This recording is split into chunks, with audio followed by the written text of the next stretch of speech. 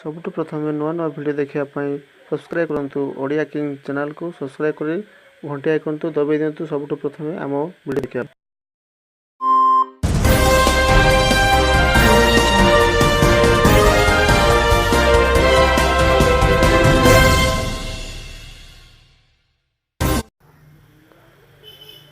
ଉତ୍ତର ପୂର୍ବ ବଙ୍ଗୋପସାଗରରେ ସୃଷ୍ଟି ଲଘୁଚାପ ପ୍ରଭାବରେ ସାରା ରାଜ୍ୟରେ ଲାଗି ରହିଥିବା ବର୍ଷା ଉତ୍ତର ଓ ଉପକୂଳ ଓଡ଼ିଶାର ସମେତ କେନ୍ଦ୍ରୀୟ ଓଡ଼ିଶାରେ ପ୍ରବଳ ବର୍ଷା ଲାଗି ରହିଛି। ତେବେ ଲଘୁଚାପ ଅଧିକ ଘନୀଭୂତ ହେଉଥିବା ଯୋଗୁଁ ରାଜ୍ୟରେ ବିଭିନ୍ନ ସ୍ଥାନରେ ପ୍ରବଳରୁ ଅତି ପ୍ରବଳ ବର୍ଷା ହେବାର ସମ୍ଭାବନା ରହିଛି। ପରିସ୍ଥିତିକୁ ଦୃଷ୍ଟିରେ ରଖି ଭାରତୀୟ ପାଣିପାଗ ବିଭାଗ 8ଟି ଜିଲ୍ଲାକୁ ରେଡ୍ ଲାଇଟ୍ ଜାରି କରିଛି।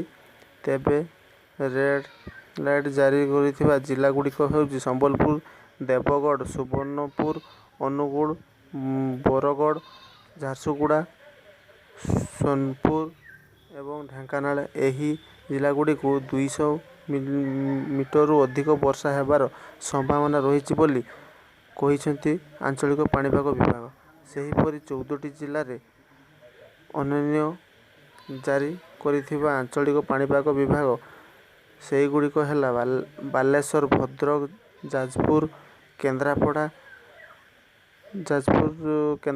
ଜଗତସିଂହପୁର, କଟକ, କେନ୍ଦୁଝର, ମୟୂରଭଞ୍ଜ,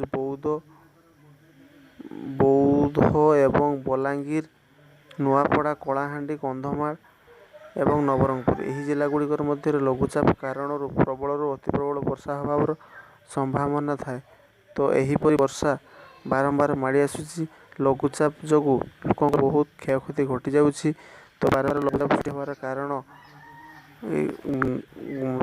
ହେବାର କାରଣ ବହୁତ ଘନୀଭୂତ ହେବା କାରଣରୁ ଏହିସବୁ ଜିଲ୍ଲାଗୁଡ଼ିକ ଉପରେ ପ୍ରଭାବ ପକାଇବାର ସମ୍ଭାବନା ଦେଖାଯାଏ।